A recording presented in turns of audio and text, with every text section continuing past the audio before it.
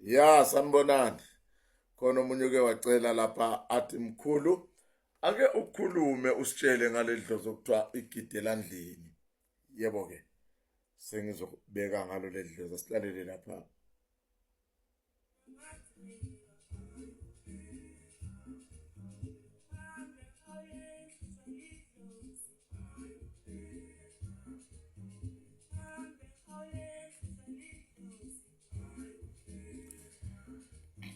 Angina baba, angina mama.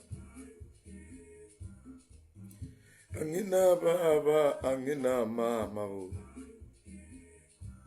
Ngambe ngihawule nhlutshwa lidlozi.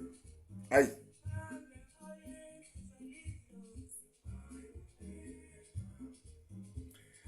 Ningezwa benikhohlisa lapha eMzansi ninabantu bakithi bangapha eZimbabwe abasemzansi. Kuze umuntu evele sizokutshela ke ngedlozi ethi igidelandlini ethi uyalazi. Mawungabuza abantu bomzansi nje igidelandlini yini lapha ke khona oyedwa oyaziyo leyo nto ngoba ayikho eMzansi mayikhona ifike nani. Niyangizwana? Igidelandlini ngumndawo oxhwalile nomndawo onakele nje la eZimbabwe makuthiwa umuntu unegidelandlini abangazi kahle nabangajuliyo bathi unedlozi lokuthakatha uyathakatha. Kwesinye isikhathi basuka beqinisile ngoba phela umoya luwana obubhubesi obundawo njengetotem yomndawo ibhubesi uyavuka kumuntu bewungasafuni ke ukuhlaba udle inyama eqinile nenoboya bese uhlaba khona la kubantu. Idlozi elisuka seliqhwalile kodwa belingumndawo lingakaqhwali leli dlozi suka kuyidlozi elinamandla kakhulu kodwa mangabe lijikela qhwala selijika libe idlozi elilimazayo. Yiyo lento esibiza ngokuthi igidelandlini. Abantu abanganalwazi abaningi bayaliqosha balwe nalo leli dlozi, abanye bazithole besenkingeni yokuthi ligcine nalo lijika lilwe nabo directly lishaye olimoshe kakhulu. Abanye bathola abantu abathi bayabasiza benganalwazi lokuthi leli dlozi liyendlishwa kanjani bese libenzela ezinye izinto ezibuhlungu kakhulu ezingakaze zabonwa. Ngikhula mina emndenini lapha kade likhona leli dlozi leli langena ugogo ozala ubaba uStefana wami. Wayengagaqa ngamadolo wayemkhulu esidudla akagaqa ngamadolo ubone eqhwanda inhlabathi njengenkunzi uzethi ngigwinye bani bese khuluma ngolulimi lwakhe ngingwinye yani ngigwinye bani ngigwinya biza igama lami biza igama lalabo dadewethu abancane ngaba sasikhumbula leso story leso. Uyabona into eyenzeka ngalogogo ibhlungu inzima kakhulu if ngakutshela. Lento yadalwa ukuthi abantu abasukumi balungise izinto kusese nesikhathi babe betshikelana ngayo abanye benukana ngumthakathi ku1010 akusinguye lo mthakathi lo muntu lo akayazi lento eyenzeka kuye namayisevukile khwanda umhlabathi lapha njengenkunzi afukule phansi ngekhanda abhodla umlilo yena uyabe engazi ukuthi uyenzani. So lento injengomkhuhlane kanti kulidlozi lokuthi mangabe lilungisiwe labuyiselwa endaweni yalo linamandla kakhulu liyelapha liyawugayida umndeni ezitheni liyeshaya nje makukhona ngabe kuza kuzolunguza noma kufuna ukugangela umndeni.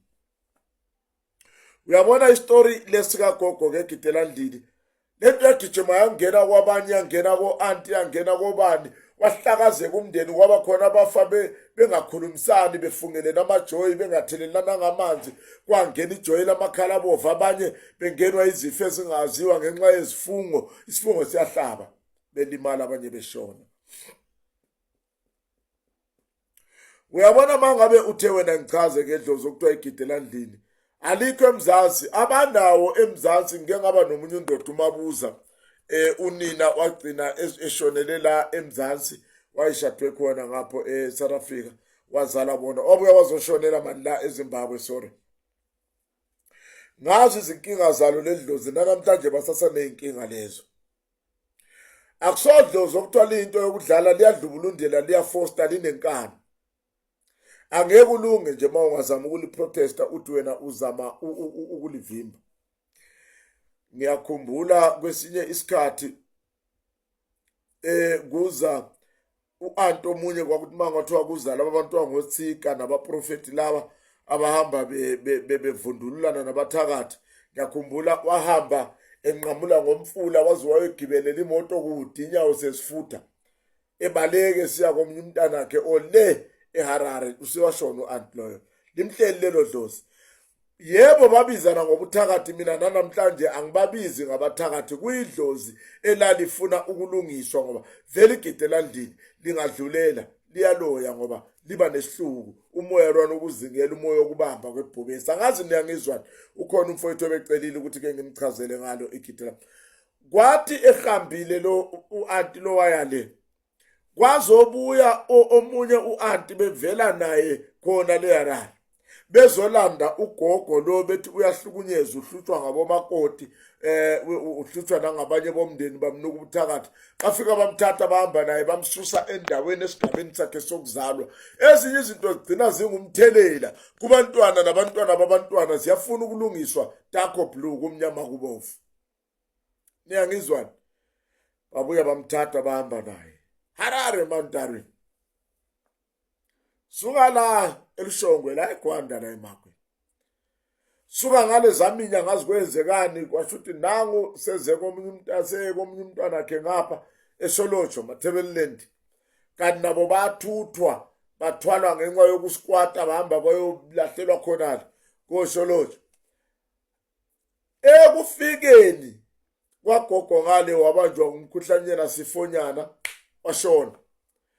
Uthe eshonile lento yavuka indlobani leligide landini leli. Lashaya abantwana ubezele nabantwana baya ko-13 14 tshana ngama-twins. Yashaya lento yavala ngamgcina enomntwana oyedwa. Uyangizwa yini? Ileli dlozi lelo kuthiwa igide landini lidlozi elibi kakhulu, liyahlaba liyadla alidlali. Niyangizwa yini ukuthi ngithini? Kubalulekile mangaba abantu bekhuluma nani ngalezi zinto babezazi, ngoba omunye uzofika athi ukuvusela leli dlozi uyalihlela noma ukuthwasisa lona, akuthwasisa ubuthakathi ushaya umndeni uqede nya kungasali lutho. Uyabona le ndwangu lezi enisifakayo ezinamathayika namabhubesi, abantu bamadlozi abaningi bazincena bazisaba kabi la eZimbabwe.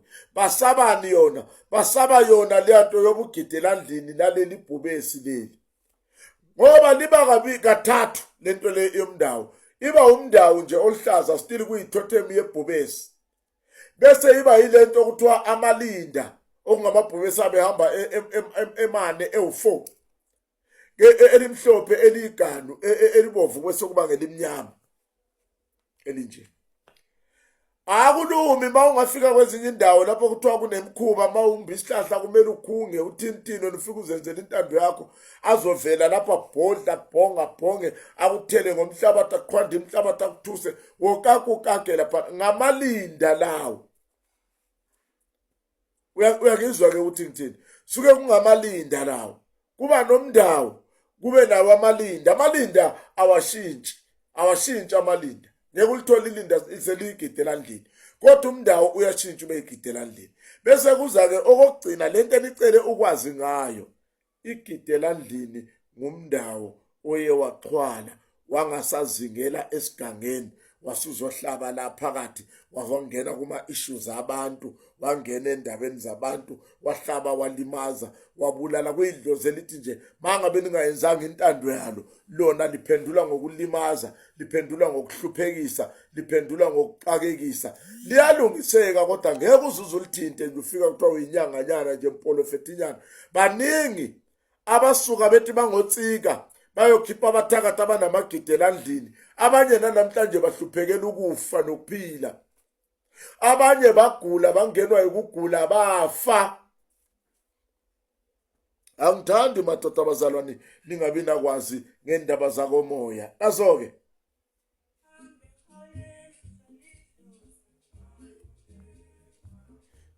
ngam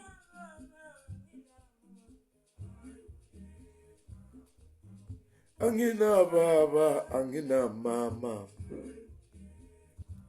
ungihambe ngihawula hlutshwa lidlozi, itsho njalo.